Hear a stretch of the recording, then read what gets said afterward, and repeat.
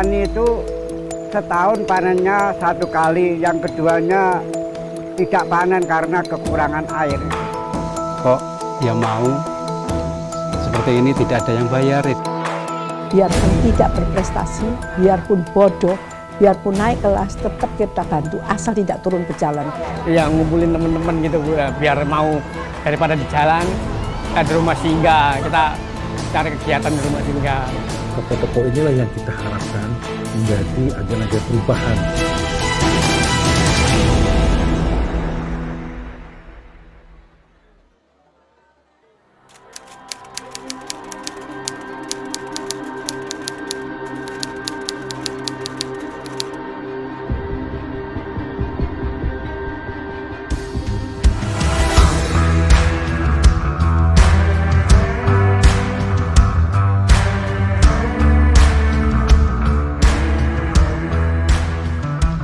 Menggembleng manusia Indonesia agar menjadi manusia baru yang berhati putih, berkemauan baja, bersemangat elang Raja Wali, berjiwa api yang menyala-nyala.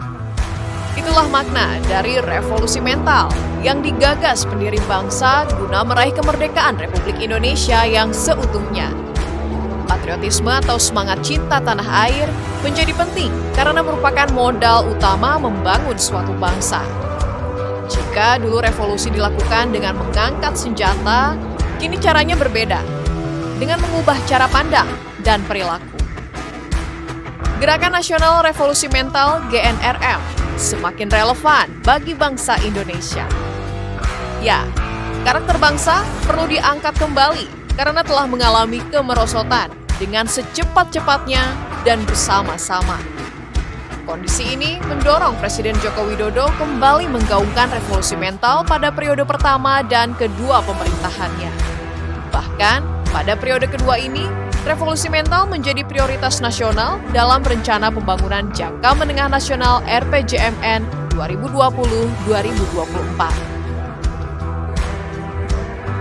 Sebagai komitmen untuk membangun mental dan karakter bangsa ke arah yang lebih baik, pada Desember 2016, Presiden Jokowi mengeluarkan Instruksi Presiden Nomor 12 Tahun 2016 tentang Gerakan Nasional Revolusi Mental.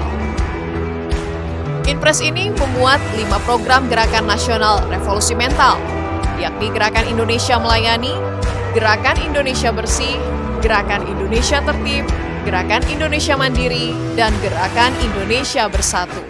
Pandemik sekarang, kesadaran masyarakat untuk memakai masker, mencuci tangan lebih bersih, kemudian mengikuti aturan pemerintah, itu makin kelihatan. Kemudian kita lihat di Gerakan Indonesia Tertib juga sama. Pada waktu Asian Games kita lihat bagaimana masyarakat bisa tertib, ya, atau sehari-hari kita bisa lihat masyarakat sudah mulai belajar mengantri dengan tertib, dengan baik di tempat-tempat umum, di ruang-ruang publik. Itu merupakan salah satu dari bentuk implementasi yang paling ringkas.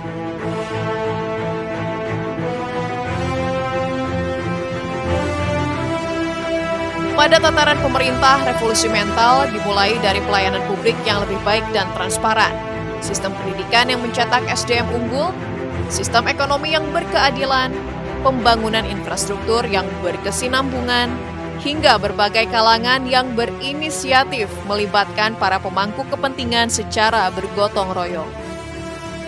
Gerakan Nasional Revolusi Mental sejatinya berorientasi pada dampak atau outcome dan bukan pada hasil atau output. GNRM telah melakukan pengukuran dan telah menghasilkan Indeks Capaian Revolusi Mental ICRM. Pengukurannya dilakukan oleh Badan Pusat Statistik bekerja sama dengan Kementerian Koordinator Bidang Pembangunan Manusia dan Kebudayaan.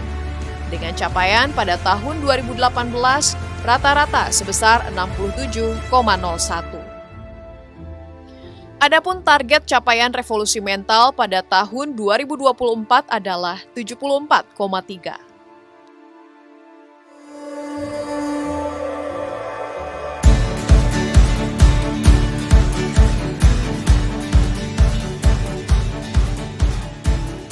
Sebagai upaya memberikan apresiasi dan penghormatan terhadap aksi berupa inisiatif semua pelaku atau agen perubahan yang mencerminkan Gerakan Nasional Revolusi Mental di seluruh pelosok Nusantara, pemerintah pun menggelar Anugerah Revolusi Mental 2019. Penghargaan bersifat institusional dan bukan personil ini diberikan kepada institusi pemerintah maupun non-pemerintah, termasuk organisasi sosial. Adapun instrumen penilaian meliputi beberapa unsur, yaitu tindakan fundamental yang telah dilakukan, memberikan perubahan dan dampak positif terhadap masyarakat, serta menghadirkan ruang-ruang keadilan sosial terhadap masyarakat sekitar. Anugerah ini diharapkan dapat membuat gaung Gerakan Nasional Revolusi Mental semakin menggema, serta menstimulasi masyarakat agar betul-betul menjadi bagian tak terpisahkan dari GNRM. Kita ingin mengukur apakah pelaksanaan revolusi mental ini bisa melahirkan agen-agen perubahan tidak. Ada tidak organisasi masyarakat atau tokoh masyarakat atau kementerian atau lembaga lain yang bisa mengimplementasikan nilai-nilai revolusi mental ataupun 5 dimensi gerakan. Ternyata ada banyak. Ada tokoh-tokoh yang bergerak di bidang kemanusiaan, di bidang lingkungan, di bidang ekonomi kerakyatan, kemudian di bidang pemerintahan, di good governance. Nah, salah satunya itu adalah Pondok Kasih yang diketuai Ibu Hana. Ini pun melalui perdebatan, penilaian dan pencermatan yang luar biasa dari tim. Kemudian kita melihat Pondok Kasih itu tidak hanya bergerak di level domestik, tapi juga bergerak di bidang nasional. Pemerintah berharap semua penerima Anugerah Revolusi Mental 2019 dapat menjadi pantauan bagi institusi lain sehingga efek masifnya dapat mempercepat pembangunan manusia demi Indonesia yang maju, mandiri, berdaulat, berkepribadian, serta berasaskan gotong royong. Salah satu lembaga sosial penerima Anugerah Revolusi Mental 2019 yang diharapkan dapat menjadi agen perubahan dalam Gerakan Nasional Revolusi Mental adalah Yayasan Pondok Kasih.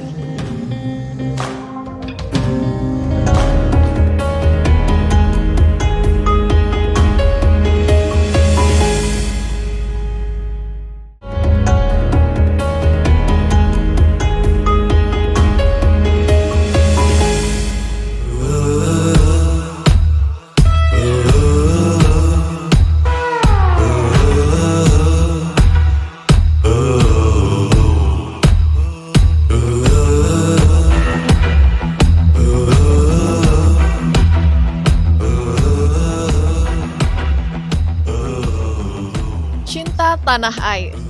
Itulah semangat dan makna revolusi mental yang dijiwantahkan oleh Hana Amalia Vandayani.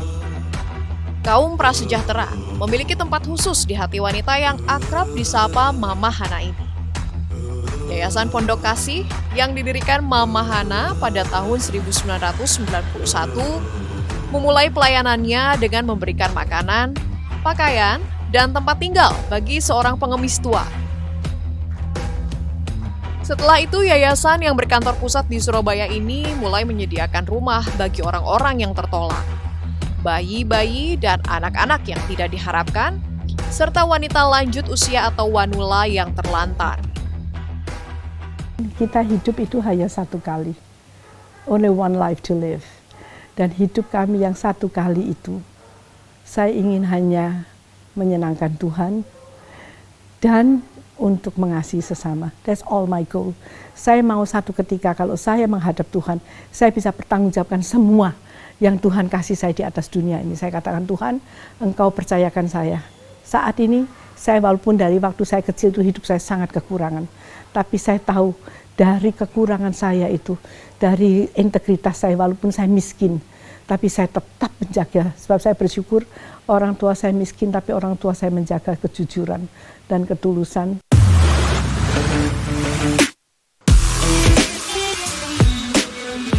Pelayanan Pondok Kasih telah berkembang dan menjangkau lebih dari 150 komunitas kumuh di Surabaya dan kota-kota lain di Indonesia. Pelayanan tersebut meliputi panti asuhan, panti reda, rumah singgah, mobil pintar, mobil sehat, pembinaan dan bantuan bagi kaum prasejahtera, pengobatan gratis, dan banyak lagi. Mama Hana mengamati kaum prasejahtera kerap kali terjebak dalam ketidakberdayaan karena merasa lemah dan tidak berharga. Maka dari itu, ia melakukan pembaruan cara berpikir.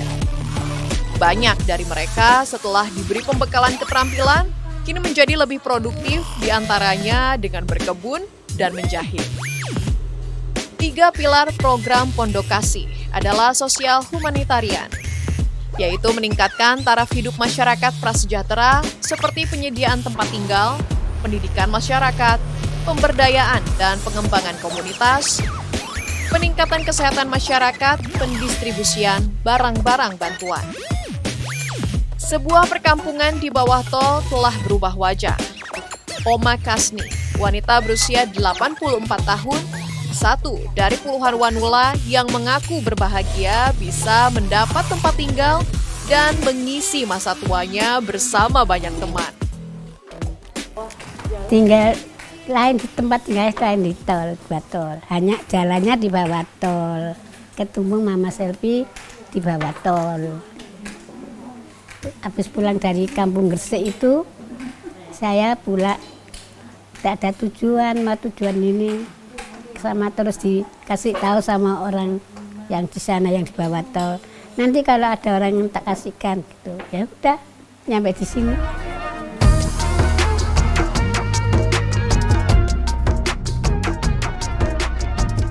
Kedua adalah pilar relasional, yaitu membangun hubungan yang baik demi menjalin persatuan dan memajukan bangsa. Seperti program antar denominasi, lintas agama, dan lintas instansi. Dialog lintas agama dan kawin massal adalah sebagian aksi YPK. Ada beberapa agenda-agenda untuk kemasyarakatan, keumatan, yang intinya satu menuju menegakkan NKRI tetap utuh, Bhinneka Tunggal Ika tercapai. Itu harus kita kita ciptakan hidup damai dan rukun. Damai dan rukun itu antara lain saya mulai dengan kerjasama Pondok Kasih yang ada di Surabaya. Ya syukur, puji Tuhan, Pondok Kasih selalu keliling ke pondok pesantren, ke kiai-kiai untuk menjalin ukhuwah. Ukhuwah itu kebersamaan. Tidak mandang itu agama, ras, suku, dan itu pun ajaran Islam seperti itu.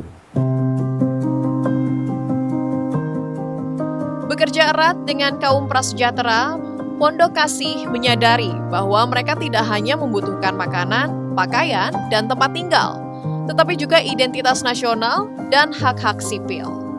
Maka Pondok Kasih mulai mengatur pernikahan massal tanpa memandang status, ras, dan agama.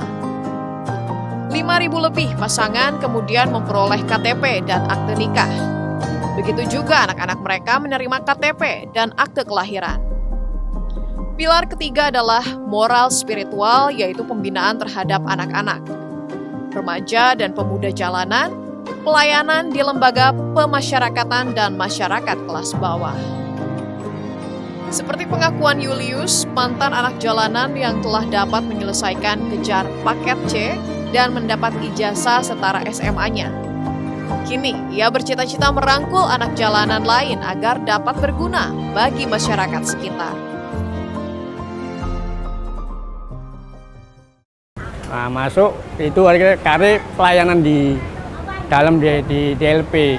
Akhirnya ketemu lagi sama Kare, diajak, ditawarin kalau keluar ntar masuk aja ke rumah singgah daripada nanti keluar nggak kemana-mana, ya itu.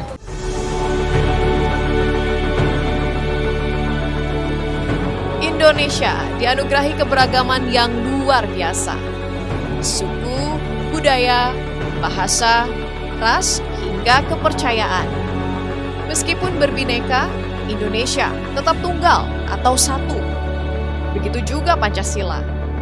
Tak hanya sebagai dasar negara, tapi juga alat pemersatu bangsa. Keunikan dan kekuatan inilah yang selalu disyukuri Mama Hana. Saya itu sangat bangga loh, kita itu harusnya bangga punya Pancasila. Sebab saya sempat bawa Pancasila sampai ke PBB, saya pernah diundang ke Jeneva. Harusnya saya diundang lagi ke Jeneva ini saat ini. Tak jauh dari Surabaya, di perbatasan Jawa Timur dengan Jawa Tengah, terdapat agen revolusi mental lainnya. Dalam senyap, seorang pahlawan lingkungan mengabdikan diri untuk menghijaukan dan memulihkan ekosistem berhektar-hektar lahan di kaki Gunung Lawu.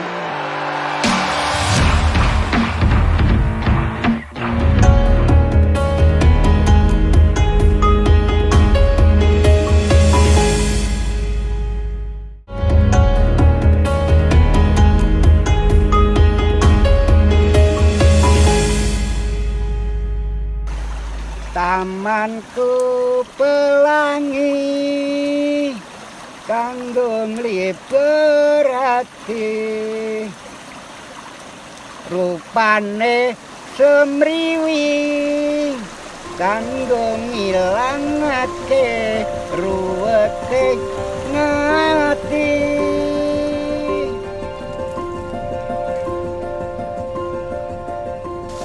Bersedia berkorban demi kemakmuran tanah airnya adalah juga Ejewantah dari revolusi mental. Adalah Sadiman, lelaki 69 tahun yang istimewa, namun sempat dikira tak berakal sehat karena lebih banyak menghijaukan hutan ketimbang bekerja di kebun sendiri. Ketika petani lain menanam tanaman pangan, Mbah Sadiman, panggilan akrabnya, justru menanam beringin. Bibit tanaman cengkeh yang bernilai ditukarnya dengan bibit pohon beringin yang tak bernilai. Kambing ternaknya pun dijual demi membeli bibit pohon beringin. Seorang diri, lelaki tua warga Dusun Dali, Desa Geneng, Kecamatan Bulukerto, Kabupaten Wonogiri, Provinsi Jawa Tengah ini menanam lebih dari 11.000 pohon-pohon pengikat air di areal lahan hutan milik negara. Lahan ratusan hektar di sedikitnya 20 bukit di lereng Gunung Lawu, sisi tenggara. Ya awal-awalnya tuh ya aneh-aneh aja Pak, aneh itu. Kok ya mau seperti ini, tidak ada yang bayar, tidak ada yang merhatikan, tapi dia tuh nekat cari bibit-bibit itu.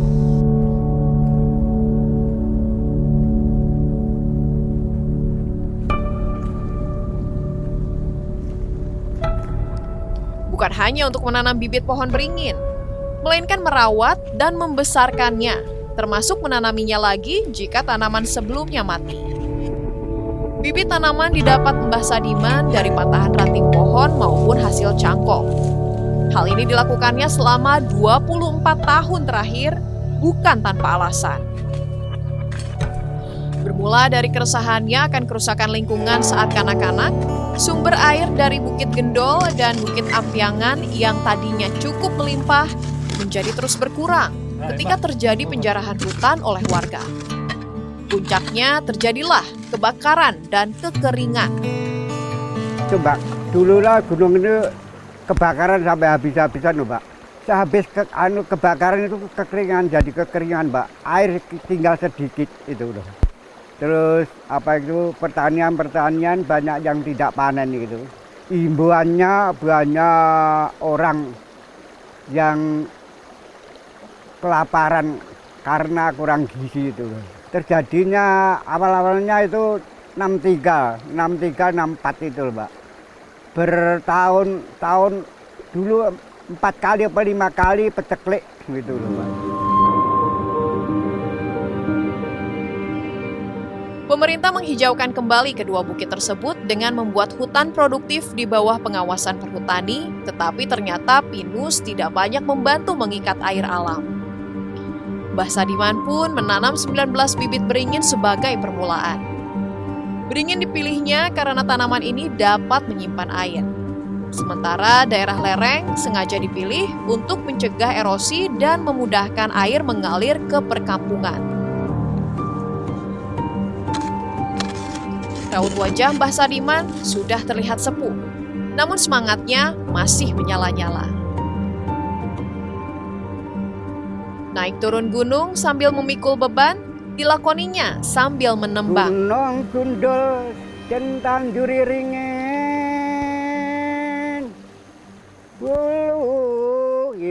Namun kini warga desa Geneng di lereng Gunung Lawu telah memetik hasil jerih payah Mbah Sadiman.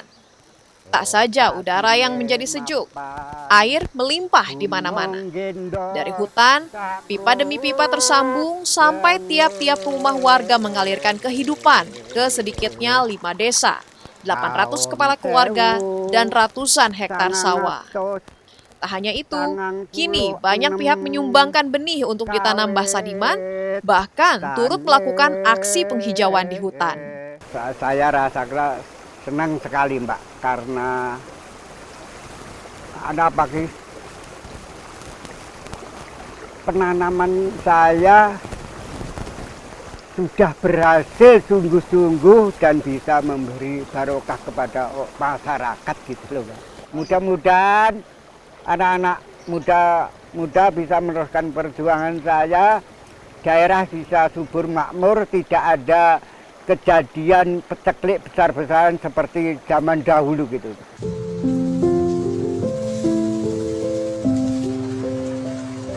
Ladang pertanian adalah bakti Mbah Sadiman bagi keluarga.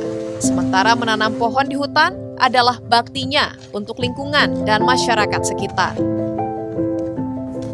Nah, itulah yang kami harapkan.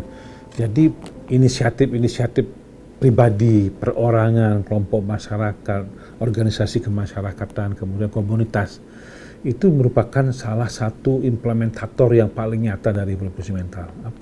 Beliau mencerminkan integritasnya sebagai seorang anggota masyarakat melihat kondisi lingkungan. Beliau mencerminkan seorang yang memiliki etos kerja yang tinggi. Kemudian beliau juga melaksanakan apa yang disebut dengan budaya gotong royong.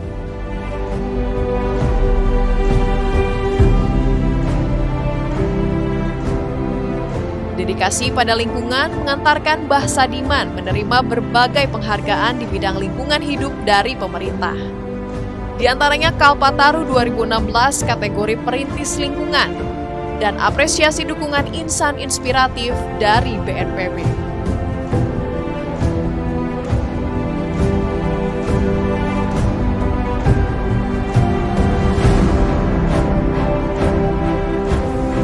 Gerakan Nasional Revolusi Mental adalah sebuah gerakan yang harus terus digalakan sehingga dapat berjalan berkelanjutan dan memberikan efek perubahan ke arah yang lebih baik. Karena karakter bangsa yang tertanam kuat dapat memajukan negara dengan pesat. Kekuatan karakter dengan mental positif tampak dalam hal sesederhana budi pekerti, kedisiplinan, dan sikap positif lainnya. Implementasi Gerakan Nasional Revolusi Mental bukan hanya tanggung jawab pemerintah, melainkan seluruh komponen bangsa. Bahkan penanaman nilai-nilai revolusi mental seperti integritas, etos kerja, dan gotong royong harus dimulai dari diri sendiri.